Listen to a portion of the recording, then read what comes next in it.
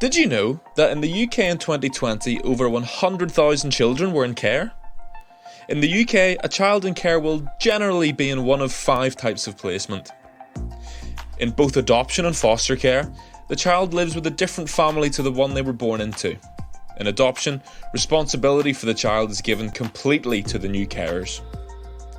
In a foster placement, the birth parents and local authorities share a legal responsibility for the child, and the foster parents receive money to help look after them.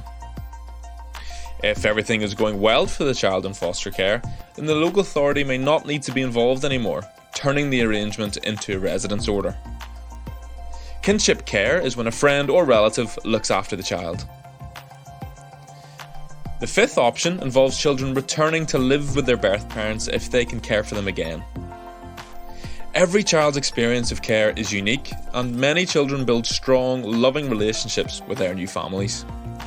However, compared to children who are not in care, they tend to do less well at school and have a higher chance of becoming unemployed or even being sent to prison. They are also more likely to have mental health problems and low self-esteem.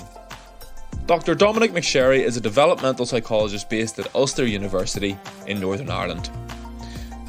Dom and Dr Grania McInee are working on a unique research project known as the Care Pathways and Outcomes Study. This is the only study in the world to follow a population of children through the care system and includes every one of the 374 children who were in care and under the age of 5 in March 2000 in Northern Ireland.